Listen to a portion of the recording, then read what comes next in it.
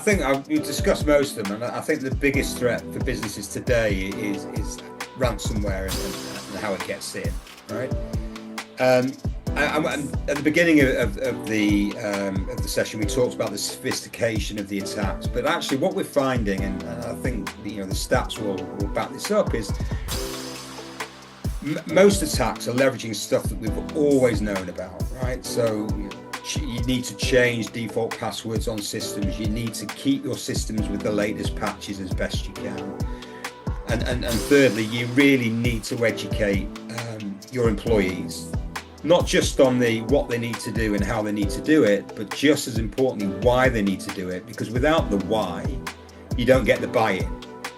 And then people are looking at this as a break to their productivity, and how can I get around it and not do it, right? So let's not pretend that everybody's getting hit with these kind of Iranian Stuxnet kind of state-sponsored attacks. A lot of it is preventable just through basic hygiene. Yeah.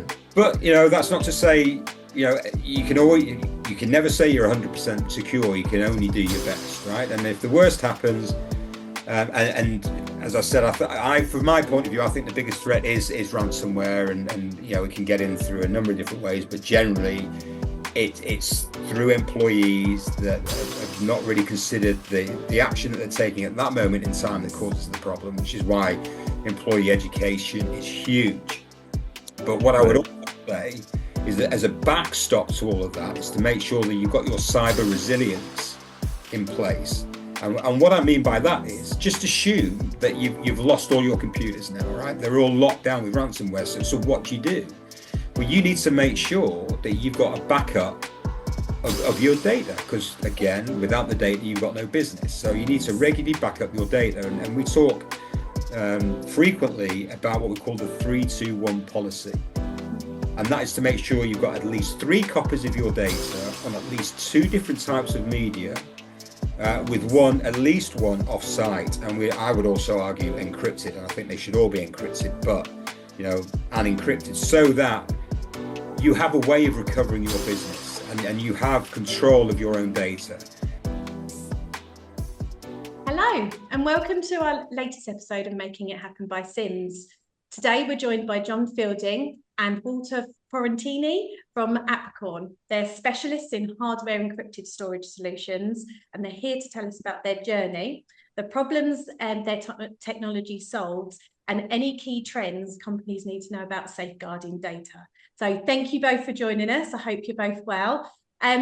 Please introduce yourself. So John, I'll come to you first. Thanks, Mel. My name's John Fielding.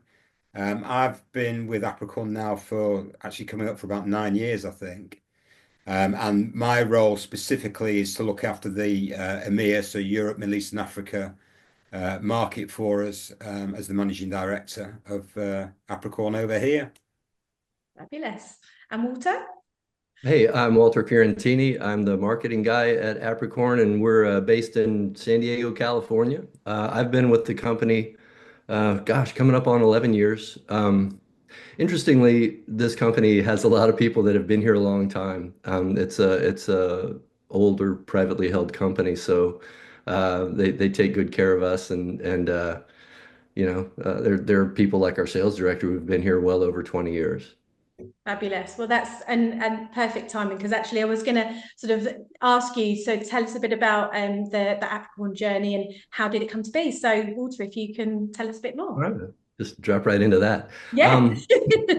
Yeah, so it's actually founded by 2 high school friends. High school for us it begins about age 14 through age 18, right? You call it college maybe or something, but that college and university is interchangeable for us Americans.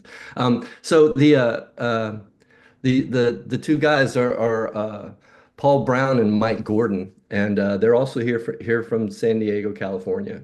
And just like the Apple story, a couple of dudes, nerding out in the garage in California, except that neither of them are named Steve. But the deal began with, they're kind of a couple of hoodlums, they used to do like pretty creative pranks and stuff like, on trash day they would rope two garbage cans together across the street, so when a car would come by, he'd drag the garbage cans with him and stuff like that. They're just a couple of knuckleheads, but really smart ones. So um, they began creating boards in the garage, circuit kind of boards that were used in medical devices early on in 1983, as a matter of fact. So it's been around a long time. Again, doing it in Paul's dad's garage. Um, then they eventually they went on into creating custom RAM modules, back when that was a thing, when, RAM was super expensive. And they really grew the business in that thing, and then it started to get get saturated and it wasn't such a big deal. Then they moved into storage, and then they moved into encrypted storage, and that's where we are now. Fabulous. Yeah. And I guess that's where then John sort of joins in joins in the Yeah, journey. yeah. So, Right. so what would you say drives Apricorn's innovation and product development? So you've said they've transitioned so far. So what really drives that? Well, I think it's the combination of our two owners, Paul and Mike. Um, Paul is one of those guys that you realize that you're really in the presence of some serious intelligence. He's always perpetually just the wheels are always cranking. You get emails from him at 2 in the morning and stuff. He's just that guy. So I think that's part of the drive is he's just infinitely mentally moving on. So there's that. But the other thing I would say about the both of them is that they're always trying to make it better, different, more, in our case, more secure. So they do a lot of things that maybe other people don't. They will invest in machinery and technology that other people wouldn't bother to do, just so that they could be, um, have their touch on it. And also, they're kind of control freaks. So in that regard, anyway. So they do things like, well, wait a second, wouldn't it be better if we controlled that? Wouldn't it be better if we had the last touch on that? Wouldn't it be better if we owned that and had it all here in house? It's that kind of thinking, and it's just prevalent throughout the company. That's the way they roll. Fabulous. Yeah. And like you say, the in-house element, you can control all of those elements, Yeah. which is quite complex, I can imagine. Right. So how would you say the security landscape has changed since Apricorn started? I would probably kick that over to John because you could ask the same, give you just as good of an answer to ask how it's changed from last week to this week. But John, I would hand that to you. Yeah, no worries. I'm just going back to the last question. What I would overlay on top of the capabilities of the owners is actually, albeit we're driven by their internal desire to be better and faster, we're also driven by the market, right? So, we were the first people to bring out the hardware encrypted, PIN pad authenticated device with a USB-C native USB-C connector, for example, to recognize the fact that we're moving into a tablet and phone market where a lot of people are using that computing power rather than the traditional desktops and laptops. And we've architected the internals of the USB device now. So we were the first people to bring out an NVMe. So we're going to start using acronyms now. Guys, but We'll put the essentially, subtitles in.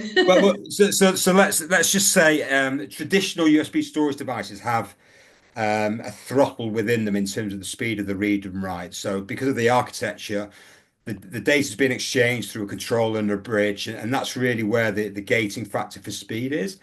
When you move to NVMe, it rips that out, and actually it's the host machine is the brake on speed. And if the host machine can accept the full speed, we can do a gigabyte per second. So there's kind of two things at play here, right? There's where the market's going, and then there's some really intelligent guys behind us helping us get that technology out before anybody else, generally. And we would obviously argue better than anybody else. Right. So sorry, and there was a question about the landscape of data. Yeah. As Walter said, Apricorn started over 40 years ago, right? So if you think about 40 years ago to today, yeah, it's kind of like, in my mind, 40 years ago were script kiddies, right, having fun and not really being that malicious, like doing the pranks that Yeah. Walter was referring to earlier, right? But now, I think what we've seen is a commercialization of attack. So, data is really now the new oil, right? The new gold rush.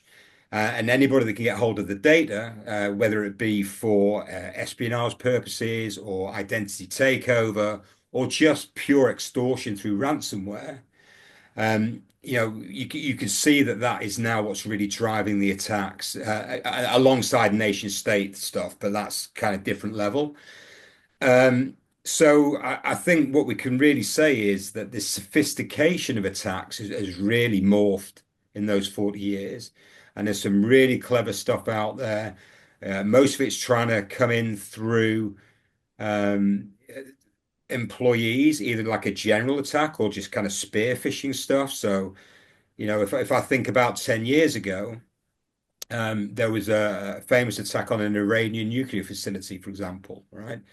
Where there's a debate about who developed this. It's called the Stuxnet virus. I think it's widely accepted. It's the US, sorry, Walter, and Israel, was I'm kind of proud of that one. destabilized around this nuclear program, and they managed to get this malware into an off-grid facility through a corrupted USB stick.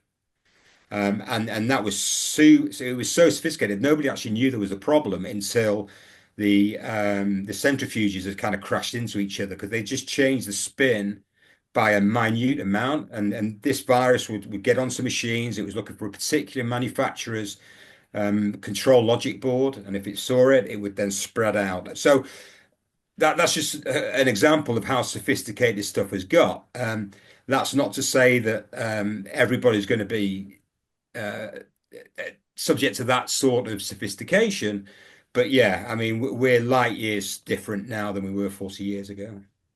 And it's something that's forever changing, isn't it? The more sophisticated it's getting, it's quite Yeah, so you've got to keep looking at what's happening. yeah. I mean, obviously there are things that we don't know, and those are the zero-day exploits that people are trying to leverage. And the phrase is they have to get lucky once, we have to be lucky all the time, right? So it's just a constant battle between for everyone. Right. And to top on that, they're perpetually evolving with with everything that we come up with to thwart what they're doing now. We also have to think about what they're going to do next. And so we have to stay ahead of the things that they can do. And when I say we, I mean all of us, not just Apricorn. Um, the the other things that really are starting to shape out is that um, when people are interrupting service and doing things, ransomware things,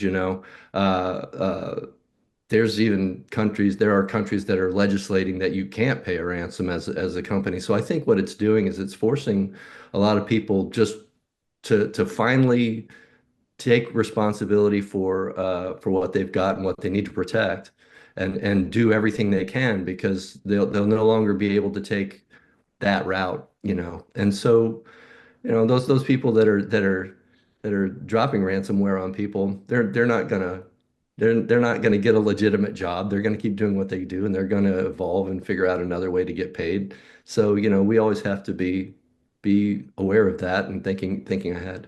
That's it, and that's it, like you said, keeping one step ahead all the time. So, yeah, you've it's a task in itself, isn't it? So, what would you say then is some of the biggest threats that organisations face when it comes to data security? So, you've sort of highlighted a few there, but Well, as I referenced earlier, so data is really valuable to anybody that wants to take bad action against the company. So really, it's about a company keeping control of their own data, okay, and making it only accessible to authorized individuals within that company. And not only has the landscape for threat actors changed over the years, but so has the working practices of everybody, right? So I'm talking to you from my house. I'm not in an office. Yeah. So there's a lot of spread now and decentralization of data stores. And I think that also adds a level of, or a layer of complication that people need to consider. Yeah. So I mean, fundamentally, it's just about keeping control of the data. It sounds simple, and there are some simple things that people can do to achieve that. But in reality, that's what it's all about. Keeping control of your data and making sure only those people that you trust and are authorized can access that data at the time they need it. Absolutely. And I know when we sort of first took Apricorn on as a business, I know that the work from home was something that was talked about, but it wasn't really a thing that was done on the masses. But obviously that is now everybody's normal, isn't it? So you are able to log on from anywhere, from a cafe or whatever. So your vulnerabilities are so much more than they were 10 years ago, aren't they? So Yeah. keep on top of it. I would add that what you store up in the cloud, I think a lot of people aren't aware of what all they have and how long Yeah, they've been keeping it around. So your data, the protection of it is one thing, but knowing what's in your inventory, maybe figuring out how to reduce that attack surface, and actually doing like some sort of annual review or more frequently to get that stuff offline, back it if you need to keep it, back it up somewhere out of reach, which is where we come in, by the way. So it's another part of just reducing your risk by reducing your target size. yeah, because we're all guilty of that, aren't you? You think of the amount of emails that perhaps you get into your personal inbox and you're sort of like, yeah, deal with that later or whatever. Like that data cleanse is something that you think, oh, that I can do that another day. But I would worry what my number was on my personal. Oh, it's true. And if our IT director was in on this call, he would be pointing his finger at me because I have like I get hit massively. So it's like my inbox is awful. We'd get in trouble, wouldn't we? So how does Apricorn's encrypted technology help businesses stay compliant and secure? John, I'll come to you. Okay, thank you. So we provide hardware encrypted USB removable storage technology, whether it be a USB stick, a portable hard drive, or a desktop drive in various capacities and various flavors. So in terms of compliance, I mean, obviously there's lots of different compliance frameworks out there, but we're all very well aware, for example, of GDPR that kicked in a few years ago. So if I use that as an example, so GDPR is a kind of a non-prescriptive from a technology standpoint set of round about, it was 99 articles. I don't know if it's got any more, but let's just say around 99 articles that talk about processes and the way data needs to be handled, specifically data that can identify individuals, what they call personally identifiable information, PII. And within those 99 articles, there's two very important ones. There's one which is Article 32, which talks about, and I'm going to try and say it properly, the pseudonymization of data. But really what they're saying is the masking of data, or we would say the encryption of data, right? But it doesn't have to be encryption, but that's the easiest way to do it. Because ultimately, where GDPR kicks in and causes a problem for an organization is if this personally identifiable information is somehow out in the wild, and if it's unencrypted, that creates a whole different set of problems. So we help people comply with a very small part of GDPR, but the most important part, which is protecting that information so that if that device, whether it be, as I say, a stick, a portable hard drive, or a desktop drive, is lost or stolen, the data on it's protected because the only way to get to it is to put in the right PIN number. And then you can vary whether it's 7 or something bigger than that, right? And then we also have mechanisms and routines within the device itself that recognizes that sequential incorrect entries of a PIN number would indicate one of two things. Either the user has forgotten their password, the genuine user has forgotten their password, and we provide administrators back at that company the ability to provide one-time recovery pins for that use case. But also the other use case is that an attacker is trying to get into the device, in which case it will take corrective action once the threshold that, again, the company can program into the device is triggered. So that could be as low as 1, as high as 20. But once that threshold is triggered, then the data's gone and nobody can get at it, even the originators of that data. Yeah. So that's just one example of how we help people comply. Right. And here in the States, we have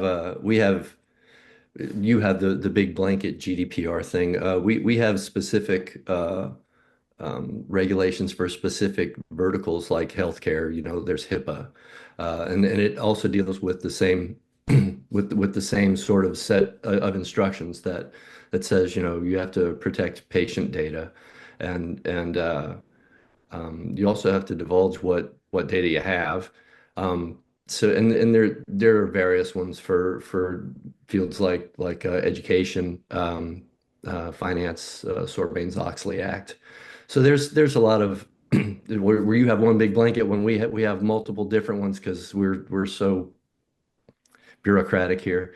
But that's that's a big part of what we do over here as well is focus on specific verticals that do have regulations pertaining to data protection. Well, that's good because I think I was going to come on. Is there any specific industries that would benefit from Apricorn's solutions? So you've mentioned sort of industries within the US. John, how about in the UK? That what industries would you say that it's like essential for? Well, it's very similar to what Walter has just outlined there. So it's highly regulated and audited industry. So it's banking, finance, insurance, healthcare, government, etc. But also with the advent of GDPR, of course, everybody now has a liability, right? Yeah. So the trite answer is, well, everybody needs to do something about this. But in reality, you know, the early adopters are the guys that are really on the hook from a regulation standpoint. Yeah. But yeah, you know, as Walter referred to GDPR as a blanket, I mean, it captures everybody now.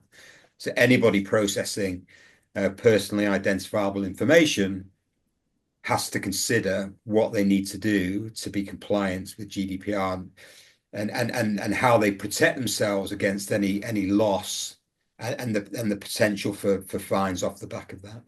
Yeah. Right. And the fines that do come along with it, you know, can certainly be mitigated by just demonstrating that you did, even if you got hacked some kind of way, that you did at least provide some evidence that you did the encryption bit of it. You know, so there's certainly some value in you know, or a silver lining to getting attacked, I suppose. Yeah, absolutely. And I suppose that's the thing, isn't it? It's such a complex topic, and there's obviously specialist roles out there. But for smaller businesses, for example, I suppose even just taking that example of encrypting that data, they're taking the right steps to make sure that they're covering themselves and their customers as well. So it's an important thing for us all to pay attention to, isn't it? So to give context to that then, can you give us like a real world example of that? So have you got any sort of case studies or something that has worked particularly well? So yeah, it's interesting. We get asked for case studies quite a lot. And the problem with being in the game that we're in is very hard. The organizations are reluctant to put their name to anything, right? Because Top secret. kind of playing Right. the cards a Right. little bit ahead of time, right? So we have to anonymize stuff quite a lot, right? Of course. So I mean, we have plenty of standard use cases, right? Which is an organization that has identified the requirement to provide the ability for authorized and business justified individuals within the organization to encrypt data, you know, whether it be the marketing or sales team that need to take presentations out, or whether it be the finance team, etc. Right? So that's our bread and butter, right? But I mean, a kind of a good example, because I think the other thing is very hard to quantify it with what we do is a return on investment, right? Because it's very much like an insurance policy, right? You pay your premium, you really resent paying your premium until your house is flooded, right? And then you're like, thank God I paid my premium, right? So there's an element of it's very hard to cost justify something that hasn't happened, but Yeah. you know what the liabilities are, okay? But in terms of an interesting use case, because it's not really what I call our standard one, but we do have a number of organizations doing it.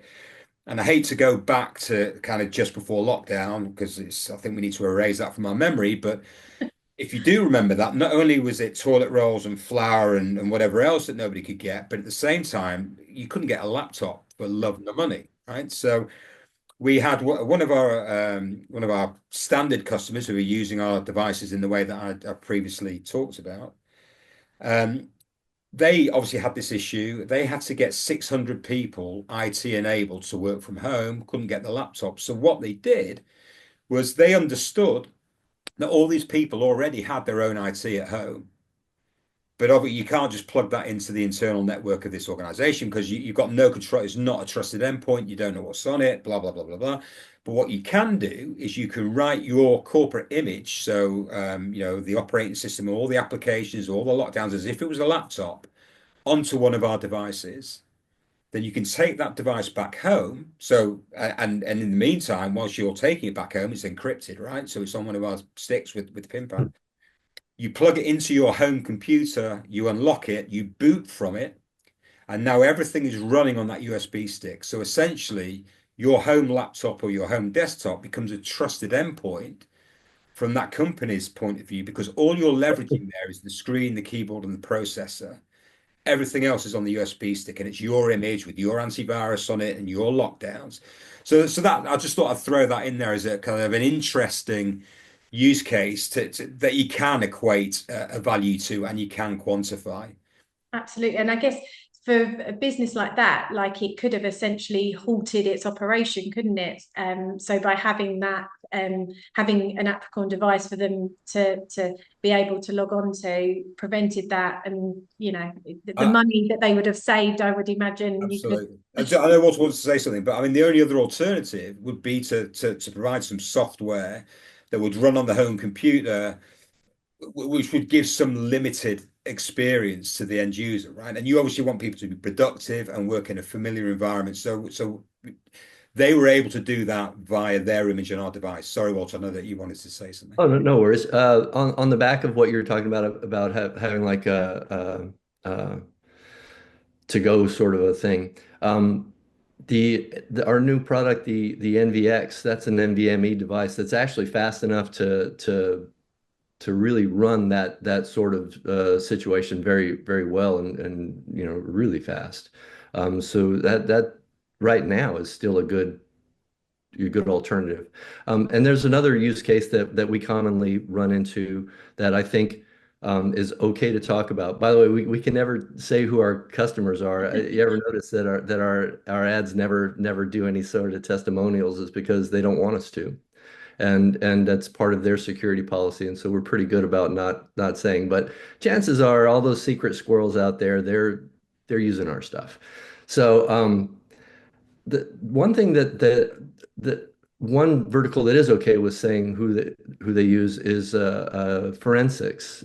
Anything that is used as evidence in trial, and so they're actually required to use our stuff. So there will be the evidence is given to both the prosecution and the defense as well as the court itself. So all these three things can't be tampered with, written over, or busted into, and they all have to match.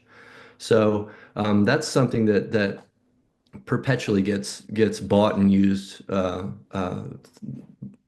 our customers, and for that reason. Interesting. I feel like I automatically go into some sort of criminal crime drama or something, the evidence on a USB or something. I'll be looking out for the Apricorn ones now. So what are some of the biggest security threats that are facing UK businesses right now? Well, I think we discussed most of them, and I think the biggest threat for businesses today is ransomware and how it gets in, right? Um, and at the beginning of the session, we talked about the sophistication of the attacks, but actually, what we're finding, and I think the stats will back this up, is most attacks are leveraging stuff that we've always known about, right? So you need to change default passwords on systems. You need to keep your systems with the latest patches as best you can.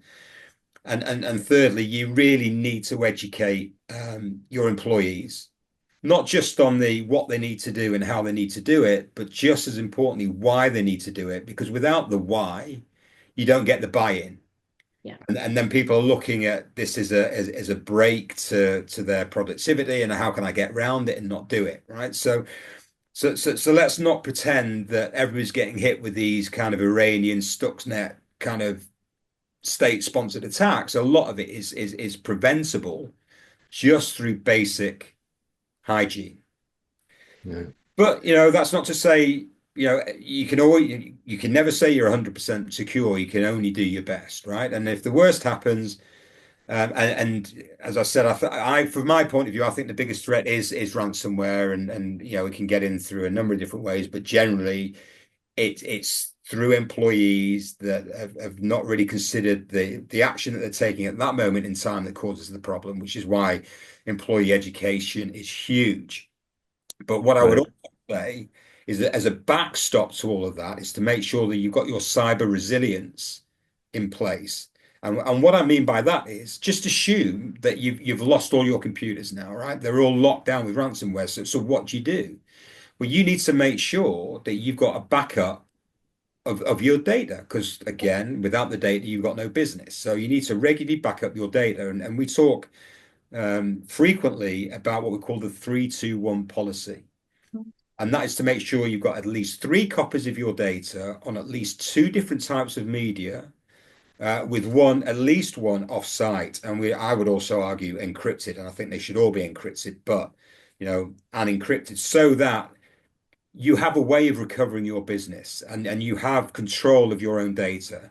And then we could have also a big discussion about the cloud here as well, right? So we don't compete with the cloud, and we'd like to sit alongside the cloud and say, yeah, we understand why people use the cloud. It's We use the cloud. I mean, yeah, everybody uses the cloud. it was cheap. It's not so cheap now with the rise in energy costs, etc.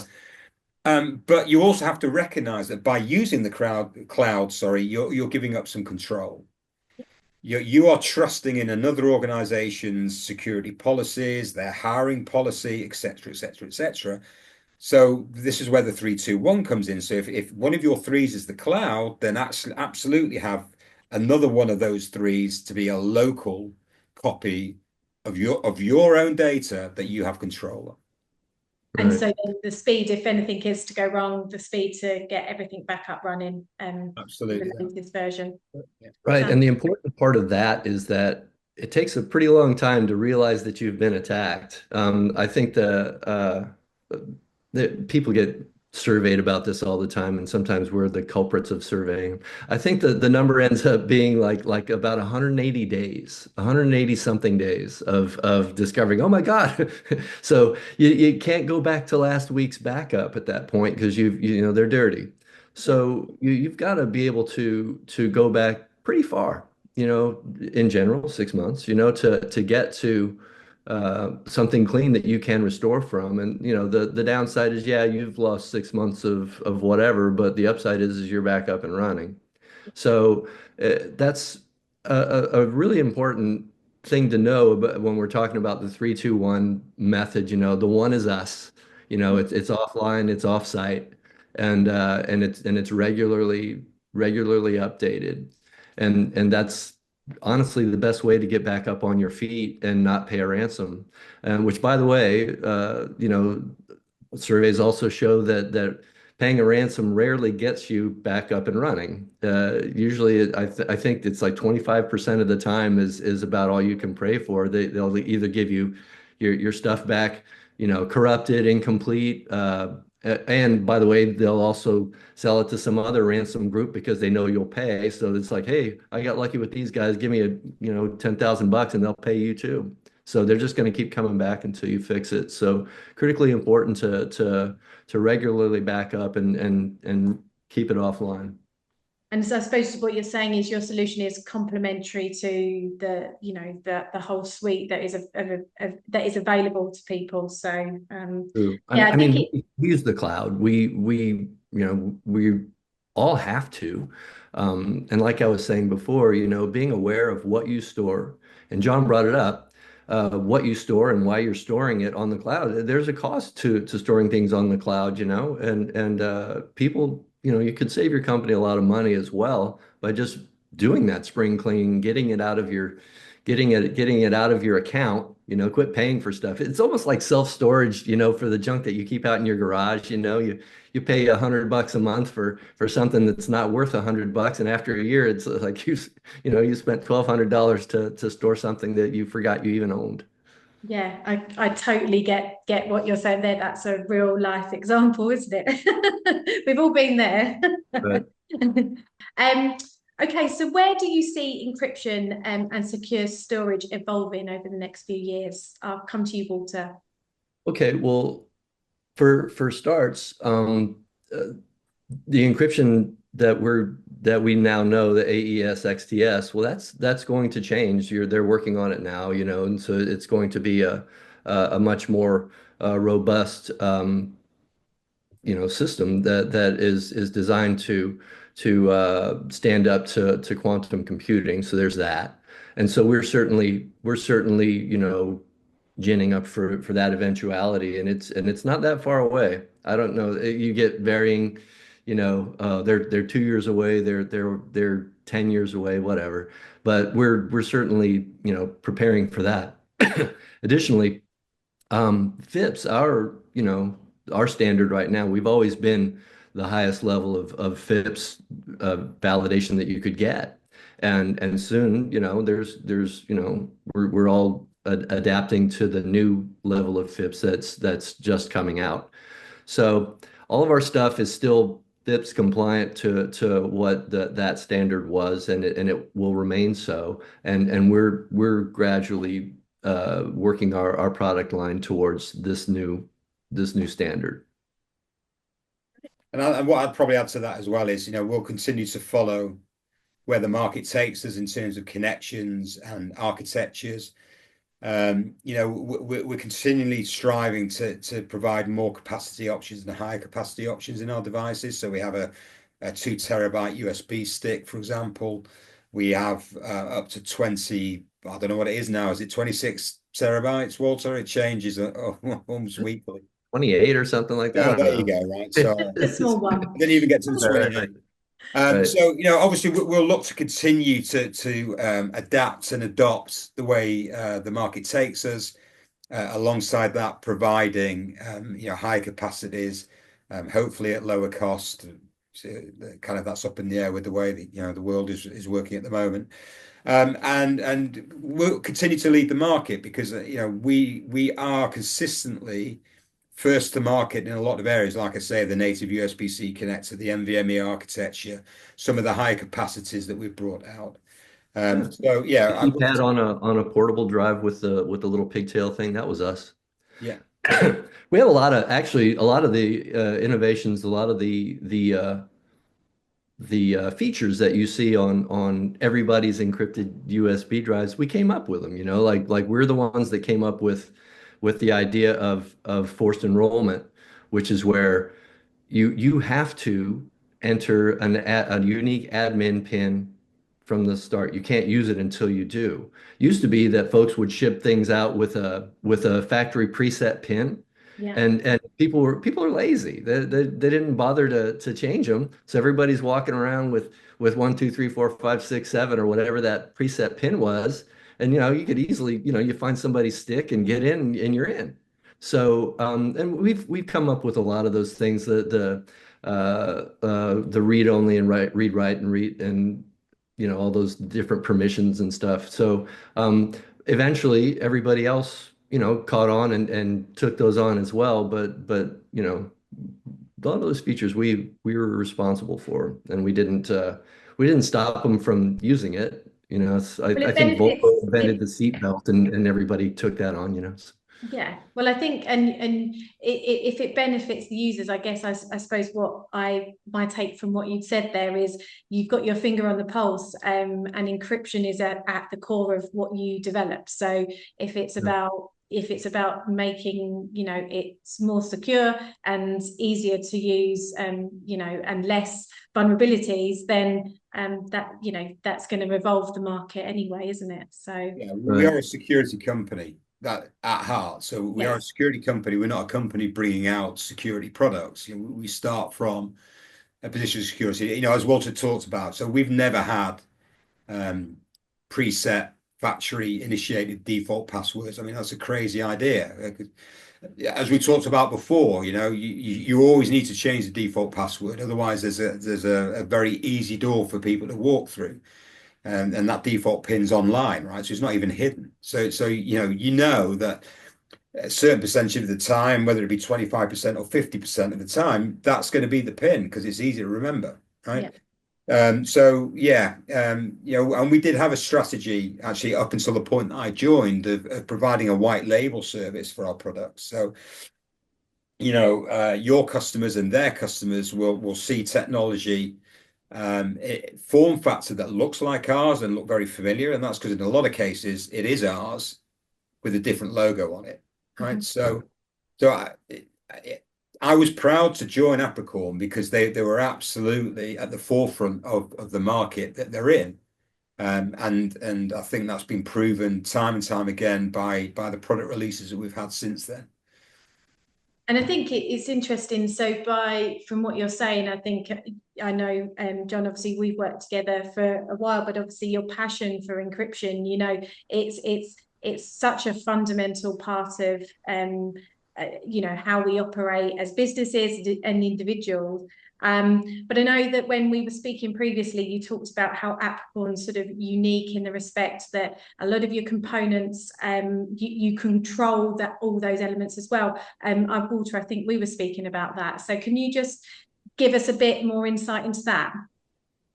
About how we control the So you said, I think when it's about how the whole components, the making of them and everything is all sort of on site with you Right. in-house. Oh yeah, that's right. I did tell you that.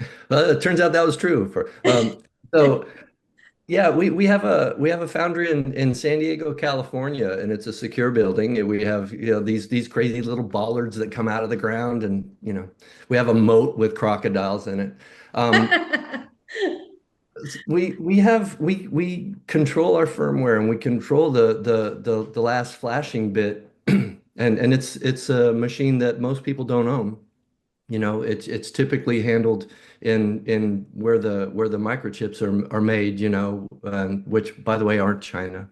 Um, um, so we control that last touch, and that firmware does not leave the building, and there's just one dude that can access that, and that's all by design. That's all strictly to just keep it in our foundry. So we assemble everything there, we flash it there, we design it there. It's all done in San Diego, California. So, and I know that it might add some cost to that, but it certainly adds some security to that too. So I think, as John was mentioning, it's rather cheap insurance. I'd rather pay a couple $100 for a device than a couple of million for a breach.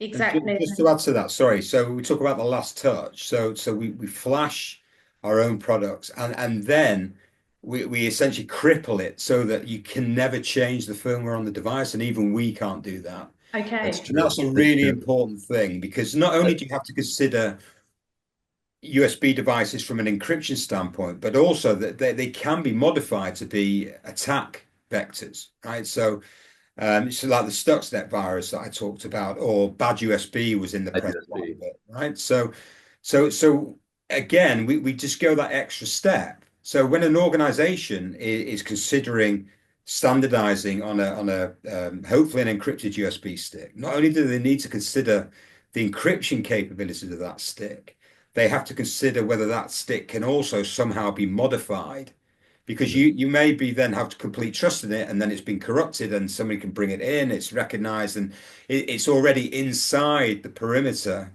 inside Walter's crocodile moat, right? And ready to go. That was one of the points I was going to make, and I've just talked myself out of it. So if I remember it, I'll bring it up. But I just wanted to just bring the final step into play there as well. Oh, that's what I was going to say. Sorry, but the final thing, encryption's really quite complicated, right? Technically, it's a even in the 20 odd years that I've been doing it, I don't fully get my head around everything about cryptography. So the important thing from a user standpoint is to make it automated and super easy, so the user doesn't have to worry about the encryption. All they know is if they do X, it's encrypted, and if they do Y, it's decrypted. So we also have to consider that as part of our design to make sure that there's no real decision for the user other than to write to USB or not. Sorry, Walter, you're about to say something. Yeah, the bad USB thing came about, gosh, that must have been what, like 10 years ago or something. It was a concept that was introduced at a black hat, and you know we took that to heart immediately and went, oh wow, that's while at the time it never occurred in the wild, we just went, there you go, we have to lock it down. And so we're it's one of those things about us, we're just gonna be like, if it's gonna make things more secure, we're gonna do that. And so it kind of hurts us a bit, like financially, I suppose, because there's a benefit to being able to update firmware out there, and to, there's certainly, you have to do it all the time on devices that you have around the house. For us, it's like, nah, that's a vulnerability, and so we're just not going to take that. We're going to have to, you just redo the firmware and put new versions out there, and we're perpetually doing that as well. A conscious decision, I suppose, and like you say, for the user's perspective as well. So, and it's true, and it's why we're software free too. Is that we made that choice, that call a long time ago, because software can be hacked, and we're just perpetually, we understand that this is the decision that we stand by, but the fact of the matter is that we think the most secure thing you can do is be software free, and that's where we're hanging our hat. And so just to be clear about what we mean by that, Mel, sorry, I might be overrunning here, but because our devices have the PIN pad on board, what it means is a user is only ever interacting with the USB stick when it matters, i.e. when they're putting in their PIN, right? So they never share it with the host. Whereas if there's a software element, you might find a little pop-up appears on your screen. You have to use the keyboard to type in your password.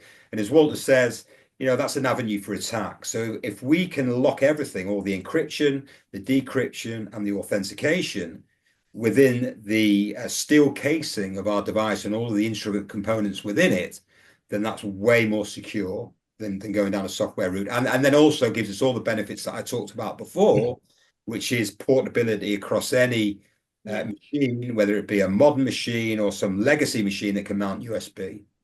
Yeah. There's no involvement whatsoever in the encryption processes or the authentication, none. So it doesn't even, it'll interact with stuff that doesn't even have a keyboard, as long as it's got my mind. Right. So it's just needs that USB port and a file system, so. And I think that is it. Your use cases, like you said, then that makes it so much wider, doesn't it? Those that don't even require a PC. So that's amazing. If people wanted to learn more about Apricorn Solutions, where would they go to find that out? Well, so we're a channel-driven company, right? So if this is an end user, go to your reseller. If it's a reseller, come to yourself Sims as a distributor. Obviously there's a lot of knowledge in the channel, and we rely on our channel to get the message out there and work with our customers. And of course, we have a website of our own, so there's information there as well. But I'd say first port of call, your reseller or your distribution partner, Sims in the UK. I think having those conversations, isn't it? It's because of what your requirements are. Sometimes it isn't just type in what you need. It's having a conversation and making sure that it's equipped for all your requirements. Exactly that. You need to understand what people are trying to achieve, and it may be that a secure USB stick isn't the answer for everything, but where it is, I truly believe that we have a really good solution for that, and you know, you need to have the conversation like we've just had today to understand a lot of what's behind it, right? Because if you just pick it up, well, it's a pin pad, it unlocks. But you know, as I said before, there's a whole load of magic going on in there. Walter and I have kind of outlined the security ethos that's like goes through the company, through rock, you know, like Blackpool Rock, or I can't remember what you call it, but you know, it goes right from the top to the bottom. And that can only really be understood through conversation. Right? And I think that I know the conversations we've had, your involvement, you will, John, I know you've been involved in those conversations as the vendor, that you will use your expertise to help have that conversation. So absolutely. I think people don't be afraid I don't know if our to details are made available. I'm quite happy for my email address to be provided as part of this. If people want to come direct to us, obviously, you know, as I said, we work with the channel. Yeah, I mean, you know, not all USB sticks can look similar, but they don't all operate in the same way, right? And we're not just those sticks either. So we have a lot of form factors as well. So you know, the flash keys, the portables that are the size of your phone, and you know, desktop things that are slightly larger for bigger data backups, you know, which is what we're talking about for the 321. Those desktops are really ideal. They're such high capacities. We've got a really high capacity that's about to come out, even, you know, I don't know when, but pretty soon. So I mean, those just keep getting bigger and bigger, and they make, you know, as you know, your data needs grow, you know, your backup needs grow. We're right there. We're providing really large storage or as small as you want, you know. So varies, you know, starts at 4 gig and on up the board, you all the know. way up. That's 20 brilliant. terabyte Thank you. SSDs. So just, I suppose, to a bit of a final note, what would be your final words of wisdom for IT professionals navigating today's security landscape? So, John, I'll come to you. So I'll probably summarize some of the things we've said during this recording, which is, you know, do the easy basic stuff first, right? Are your systems patched? Have you changed all the default passwords of the various infrastructure components you have? And are your employees both knowledgeable and bought into your, well, have a security policy, and are your employees knowledgeable, bought in, and understand why and what they need to do? So that will get rid of a lot of issues that we've seen in terms of attacks over the years. And then if you've encrypted your data, then and also importantly backed it up with the 3-to-1 strategy that we've talked about, then you've given yourself a level of protection. And not all data needs encrypting, but I think the easiest way to do it is to encrypt all data. Otherwise, you get into you know, Walter was talking about trying to identify, you know, what types of data you have and where they store, and you could do that. But if you know that everything's encrypted by default, and we do annual surveys, and we are really starting to see a move towards that, in recognition of the fact that encrypted data, as long as it's properly encrypted, is inaccessible to anybody that shouldn't be accessing it. So and encrypted portable USB storage devices are a very simple way of doing that, because they plug in. Well, ours, let's talk about ours. I can't talk about anybody else's. They plug in, you unlock them, they mount, you put your data on them, you disconnect them, and it's encrypted. Super straightforward, with all of the magic that we've tried to explain on this call, not overly apparent in that kind of user mechanism, right? but you know it's there. And then if we've had a conversation with you, or Sims have had a conversation with you, or your resellers had a conversation with you, you'll probably understand that there isn't really much of a safer place to put your data. Right, sound advice. And Walter, have you got anything to add? Understand that this stat never really changes. It's always around 40% or so. 40% of the bad things that happen to your company come through your employees. It's either and it's not malice. Usually it's just negligence or just maybe trying to do a shortcut. So your security policy needs to be something that can flow with the workflow. There are simple ways to get your stuff secure.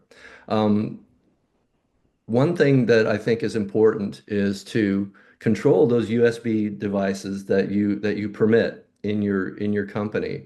It being able to back up offsite is a critical part of your or offline is a critical part of your security strategy. Some people, may not want to have USBs in their system at all, and so that eliminates your ability to back up to something offline and offsite.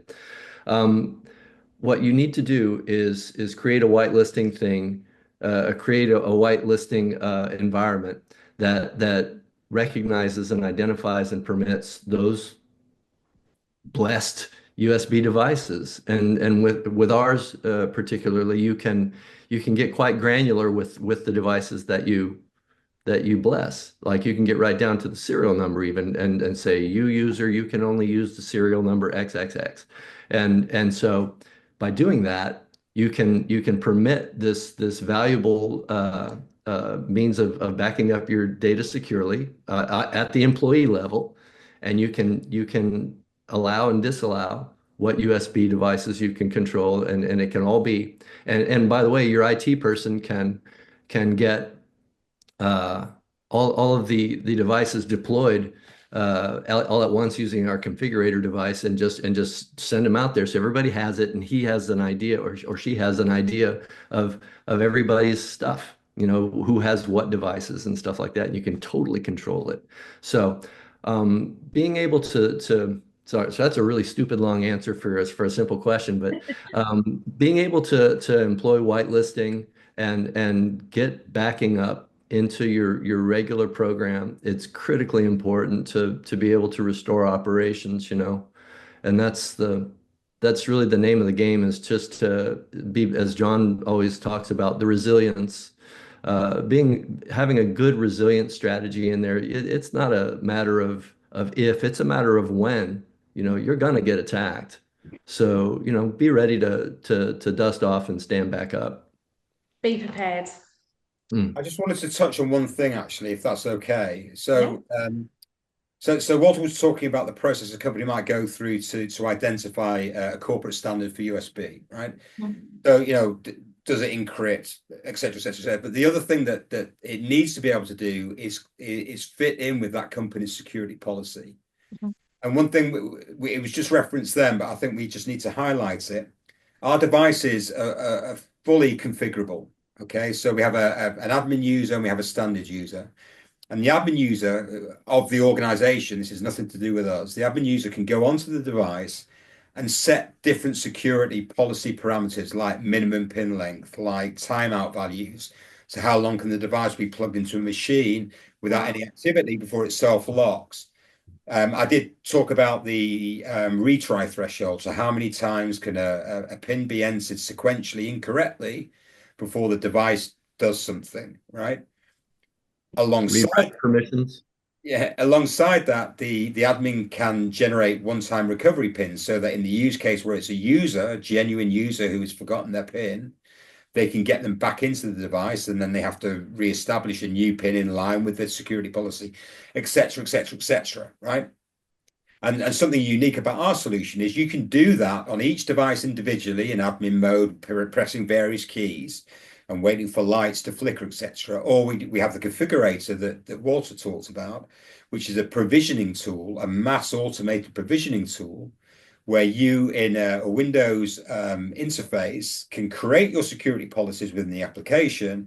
It comes with a 10-port USB hub, and you can chain them so you can do multiple devices. You plug your devices in, you press the button, you provision those devices, and just as importantly, you capture all of that asset information within the application for later search and retrieval. So, sorry, And that file is encrypted, by the way. So say that again, Walter. Sorry.